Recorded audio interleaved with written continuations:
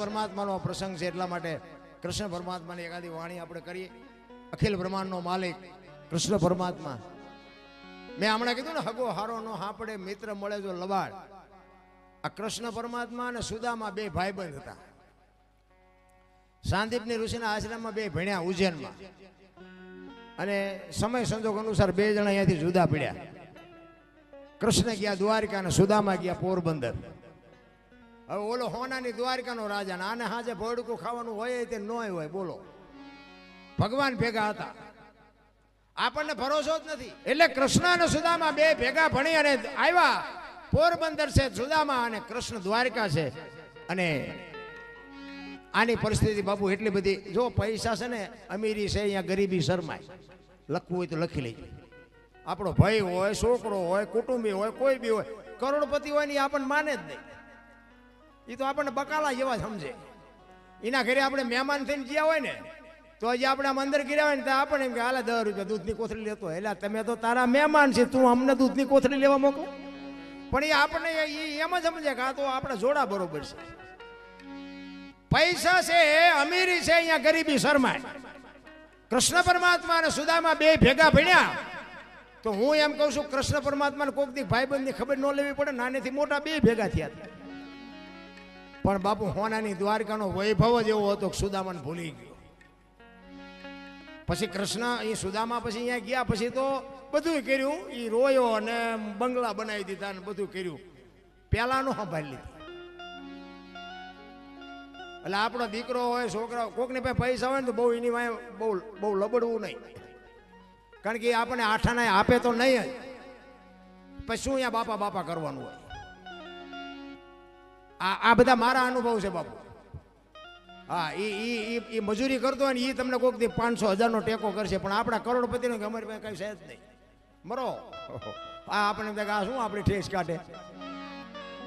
એટલે સુદામાને ખાવા ધાન નથી. કૃષ્ણ પરમાત્મા બાપુ હોનાની દ્વારકાનો રાજા છે. સુદામાના પત્ની સુદામાને કહે છે, આપણે ઘરમાં ખાવા દાણા નથી, છોકરા ખાવું ખાવું કહે છે, મરી જાય છે. 2 મણ દાણા લઈ આવો ને તમારા મિત્ર પાસેથી. સુદામા ના પાડે છે કે એ હોનાની દ્વારકાનો રાજા એના કરમ છે ને આપણે ખાવા નથી આપણા કરમ છે. એમાં 2 મણ દાણા દે જિંદગી થોડી ઉતરે. એ કે પણ જાવ ને, મરી જાય છે, છોકરા ભૂખ્યા મરશે. એ કે પણ મારે ન માગવાનું નિયમ છે ને હું અહીંયા જઈને શું કરું? હું અહીંયા માગી તો હકું નહીં.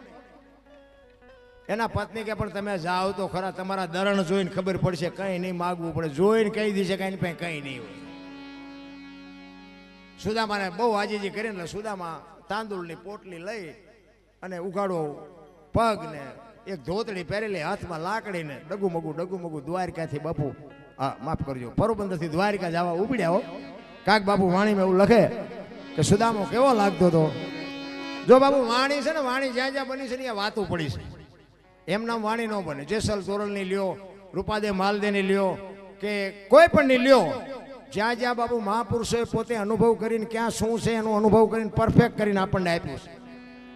પણ આપણને નથી ગળે ઉતરતું, કારણ કે આપણી લાયકાત નથી, એટલે નથી ઉતરતું. એટલે કાક બાબુ વાણીમાં એવું લખે છે કે સુદામો કેવો લાગતો હતો.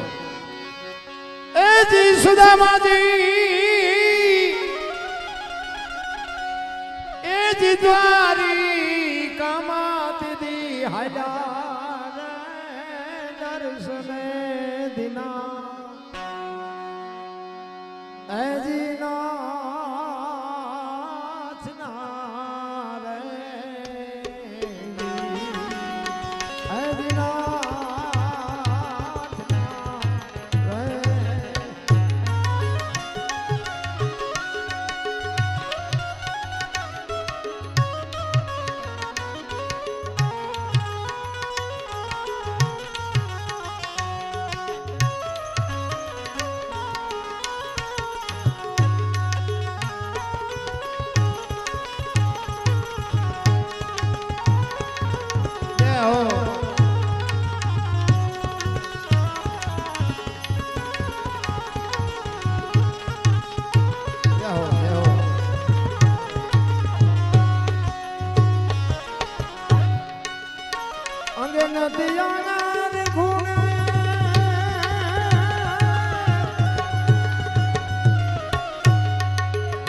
પગે નહીં પગારા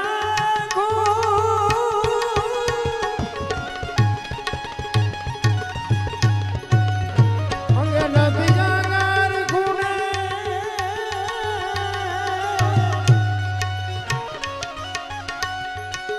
પગે નહીં પગારા ખૂણે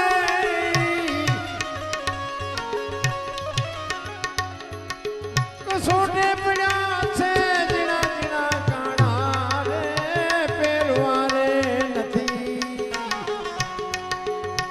એ દીપોતડી રે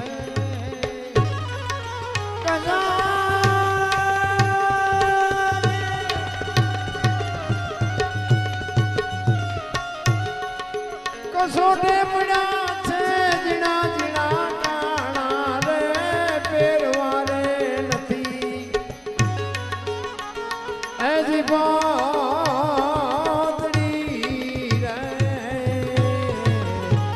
એ દીપોતડી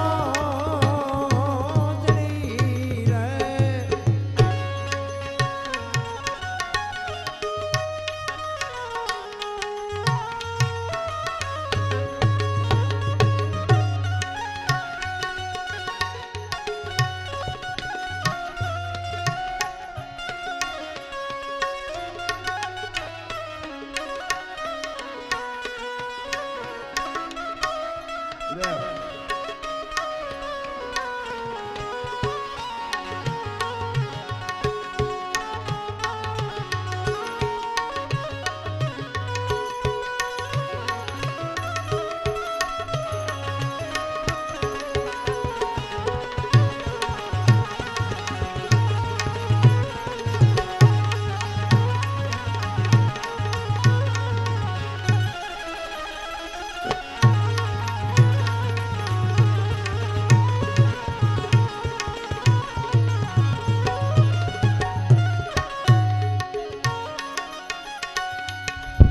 શરીર સુકાણા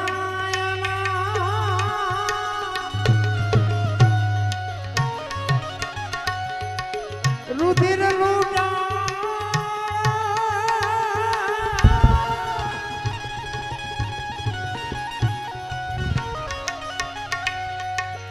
શરીર સુકાણા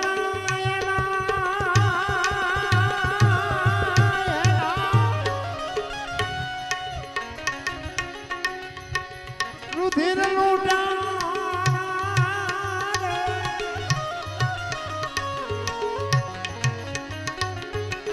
આખડીયું ના તેજ તો હેરાણા રે હુકાણા એના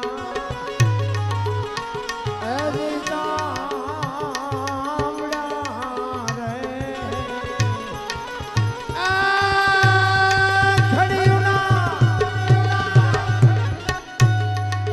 આખડીયું ના તેજ તો હેરાણા રે હુકાણા એના હજી ચામડા રે હજી ચામડા રે જય હો જય હો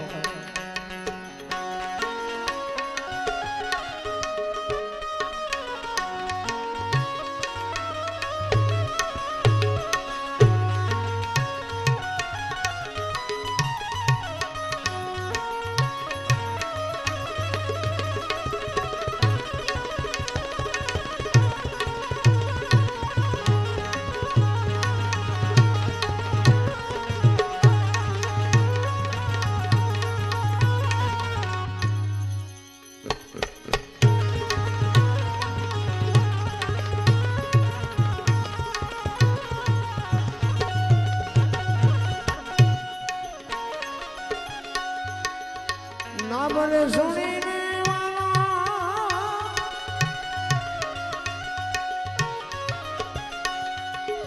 દોડા ગિરધા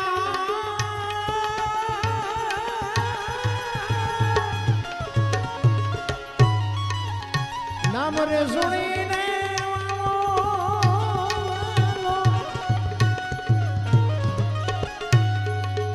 દોડા ગિરધા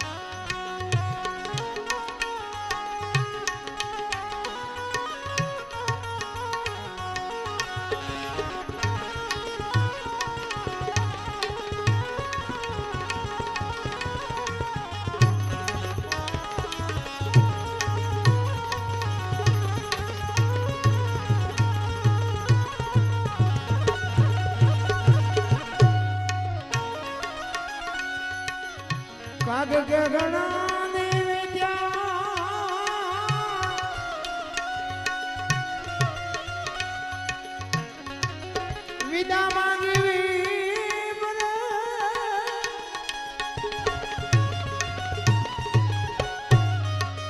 કાગ કે ગણા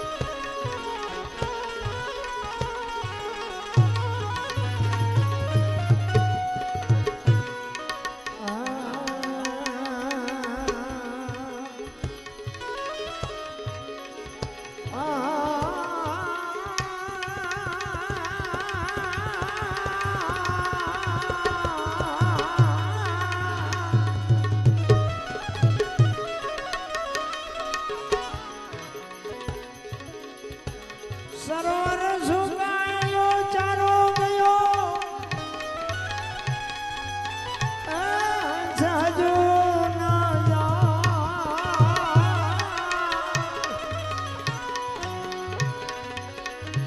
પરમાર્થના કારણે અશોકા કરે ચુન ચુન ખા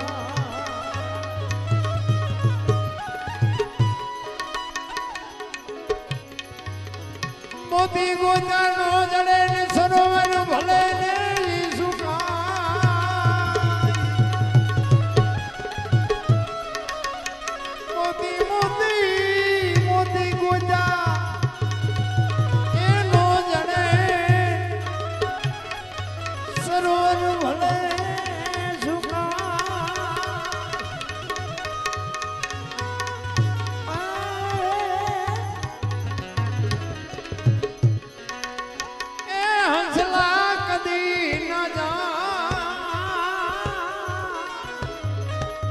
જેનો કાંઠો મેલી કાગડા